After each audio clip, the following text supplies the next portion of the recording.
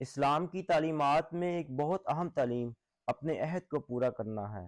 حضرت امیر المومنین اید اللہ تعالیٰ بن نصر العزیز فرماتے ہیں کہ آج کل کے معاشرے میں ایک یہ بھی بیماری عام ہے کہ بات کرو تو مکر جاؤ، وعدہ کرو تو اسے پورا کرنے میں ٹال مٹول سے کام لو، جب کوئی عہد کرو تو اسے توڑنے کے بہانے تلاش کرو، کیونکہ دوسری طرف بہتر مفاد نظر آ رہا ہوتا ہے تو بد عہدیاں شروع ہو جاتی ہیں۔ حضور فرماتے ہیں لیکن اللہ تعالیٰ ہم سے کیا چاہتا ہے؟